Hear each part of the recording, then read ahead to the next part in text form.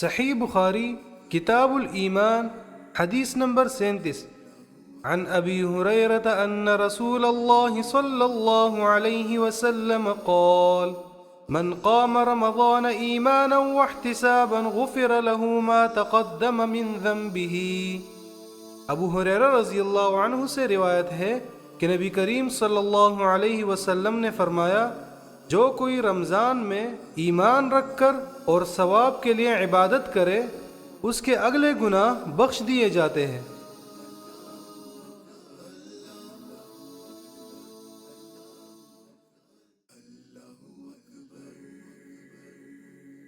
صحیح بخاری کتاب الایمان حدیث نمبر 38 عن ابی ہریرہ قال قال رسول اللہ صلی اللہ علیہ وسلم من صام رمضان ایمانا واحتسابا غفر له ما تقدم من ذنبه۔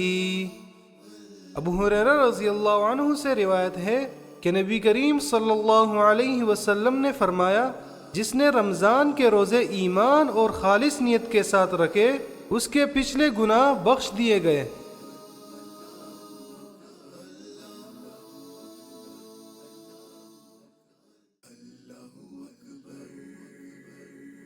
صحیح بخاری کتاب الصوم حدیث نمبر 1891 عن طلحة بن عبید اللہ ان اعرابیا جاء الى رسول اللہ صلی اللہ علیہ وسلم ثائر الرأس فقال یا رسول اللہ اخبرنی ماذا فرض اللہ علی من الصلاة فقال الصلوات الخمس الا ان تطوع شيئا فقال اخبرني ما فرض الله علي من الصيام فقال شهر رمضان الا ان تطوع شيئا فقال اخبرني بما فرض الله علي من الزكاة فقال فاخبره رسول الله صلى الله عليه وسلم شرائع الاسلام قال والذي اكرمك لا اتطوع شيئا ولا انقص مما فرض الله علي شيئا فقال رسول الله صلى الله عليه وسلم افلح ان صدق او دخل الجنة ان صدق۔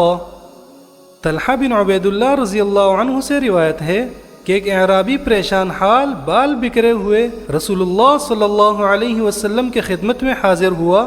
اس نے پوچھا، یا رسول اللہ بتائیے مجھ پر اللہ تعالیٰ نے کتنی نمازیں فرض کی ہیں؟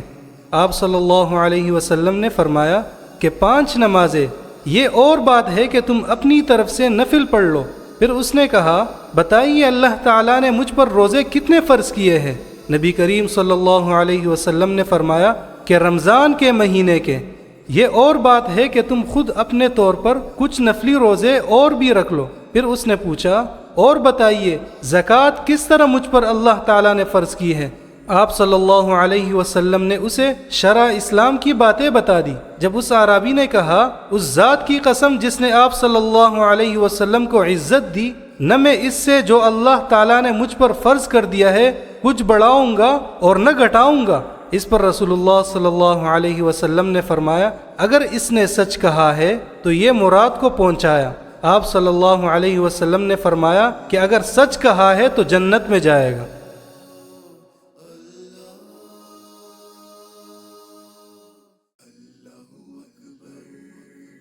صحیح بخاری کتاب الصوم حدیث نمبر 1892 عن ابن عمر رضی اللہ عنہ قال صام النبی صلی اللہ علیہ وسلم عاشوراء وامر بصیامه فلما فرض رمضان ترك وكان عبد الله لا يصومه الا ان يوافق صومه۔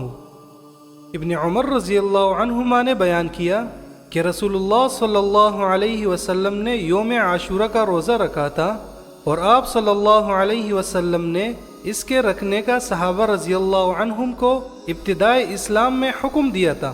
جب ماہ رمضان کے روزے فرض ہو گئے تو عاشورہ کا روزہ بطور فرض چھوڑ دیا گیا۔ عبداللہ بن عمر رضی اللہ عنہما عاشورہ کے دن روزہ نہ رکھتے مگر جب ان کے روزے کا دن ہی یوم عاشورہ آن پڑتا۔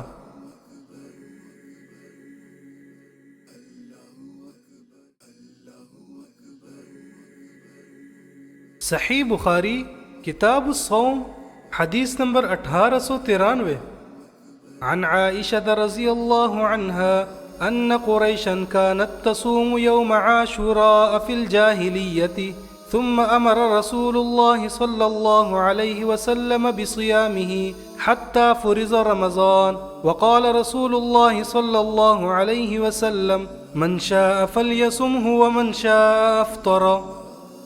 ام المؤمنین عائشہ رضی اللہ عنہا نے فرمایا قریش زمانے جاہلیت میں عاشورہ کا روزہ رکھتے تھے، پھر رسول اللہ صلی اللہ علیہ وسلم نے بھی اس دن روزہ کا حکم دیا یہاں تک کہ رمضان کے روزے فرض ہو گئے۔ پھر رسول اللہ صلی اللہ علیہ وسلم نے فرمایا کہ جس کا جی چاہے یوم عاشورہ کا روزہ رکھے اور جس کا جی چاہے نہ رکھے۔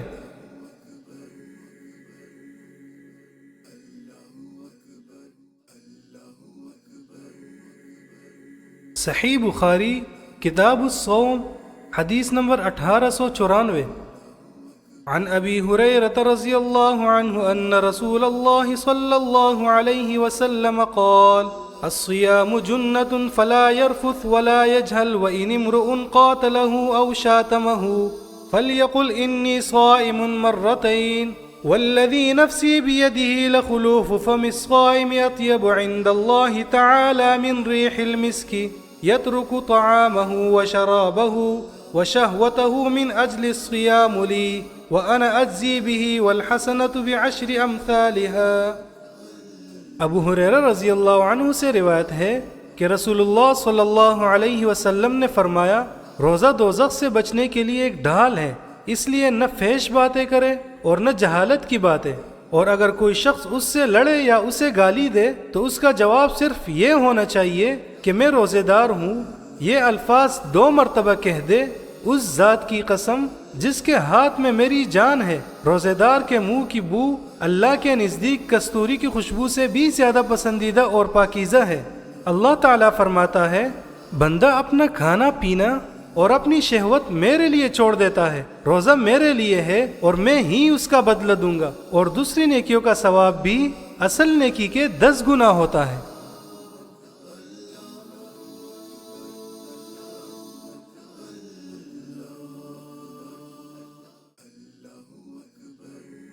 صحیح بخاری کتاب الصوم حدیث نمبر 1895۔ عن حذیفة قال قال عمر رضی اللہ عنہ من يحفظ حدیثا عن النبي صلی اللہ علیہ وسلم في الفتنة قال حذیفة انا سمعته يقول فتنة الرجل في أهله وماله وجاره تكفرها الصلاة والصيام والصدقة قال ليس أسأل عن ذه انما اسأل عن التي تموج كما يموج البحر قال وان دون ذلك بابا مغلقا قال فيفتح او يكسر قال يكسر قال ذلك اجدر الا يغلق الى يوم القيامة فقلنا لمسروق سله اكان عمر يعلم من الباب فسأله فقال نعم كما يعلم ان دون غد الليلة۔ حذیفہ رضی اللہ عنہ سے روایت ہے کہ عمر رضی اللہ عنہ نے پوچھا فتنے کے متعلق رسول اللہ صلی اللہ علیہ وسلم کی حدیث کسی کو یاد ہے؟ حذیفہ رضی اللہ عنہ نے بیان کیا کہ میں نے سنا ہے آپ صلی اللہ علیہ وسلم نے فرمایا تھا کہ انسان کے لیے اس کے بال بچے، اس کا مال اور اس کے پڑوسی فتنہ ہے، جس کا کفارہ نماز، روزہ اور صدقہ بن جاتا ہے۔ عمر رضی اللہ عنہ نے کہا کہ میں اس کے متعلق نہیں پوچھتا، میری مراد تو اس فتنے سے ہے جو سمندر کی موجوں کی طرح امنڈ آئے گا۔ اس پر حذیفہ رضی اللہ عنہ نے کہا کہ آپ کے اور اس فتنے کے درمیان ایک بند دروازہ ہے، یعنی آپ کے دور میں وہ فتنہ شروع نہیں ہوگا۔ عمر رضی اللہ عنہ نے پوچھا وہ دروازہ کھل جائے گا یا توڑ دیا جائے گا؟ حذیفہ رضی اللہ عنہ نے بتایا کہ توڑ دیا جائے گا۔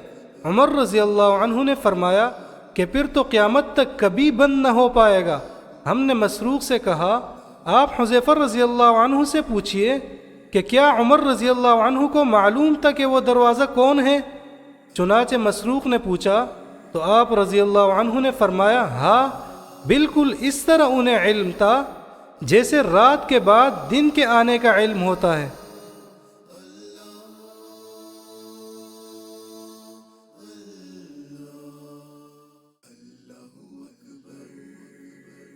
صحیح بخاری کتاب الصوم حدیث نمبر 1896 عن النبي صلى الله عليه وسلم قال إن في الجنة بابا يقال له الريان يدخل منه الصائمون يوم القيامة لا يدخل منه أحد غيرهم يقال أين الصائمون فيقومون لا يدخل منه أحد غيرهم فإذا دخلوا أغلق فلم يدخل منه أحد۔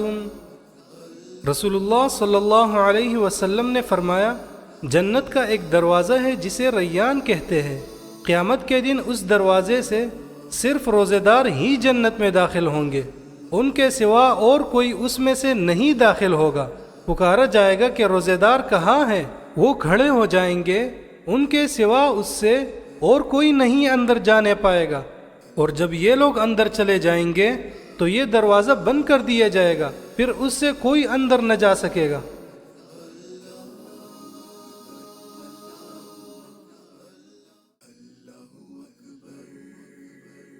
صحیح بخاری کتاب الصوم حدیث نمبر 1897 ان رسول اللہ صلی اللہ علیہ وسلم قال من انفق زوجین فی سبیل اللہ نودی من ابواب الجنہ یا عبد اللہ هذا خیر فمن كان من أهل الصلاة دعي من باب الصلاة ومن كان من أهل الجهاد دعي من باب الجهاد ومن كان من أهل الصيام دعي من باب الريان ومن كان من أهل الصدقة دعي من باب الصدقة فقال أبو بكر رضي الله عنه بأبي أنت وأمي يا رسول الله ما على من دعي من تلك الأبواب من ضرورة فهل يدعى أحد من تلك الأبواب كلها قال نعم وأرجو أن تكون منهم۔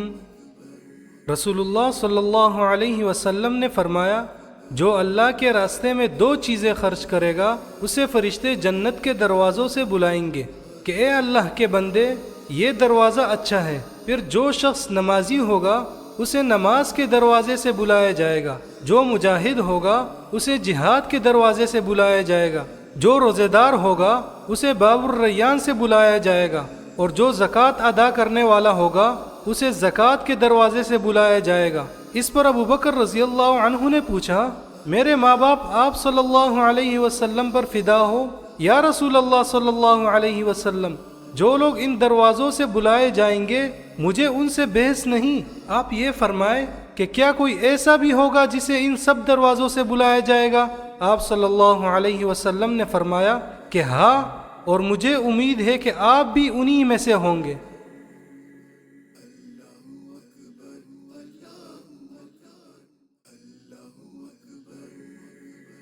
صحیح بخاری کتاب الصوم حدیث نمبر 1898 ان رسول اللہ صلی اللہ علیہ وسلم قال اذا جاء رمضان فتحت ابواب الجنہ۔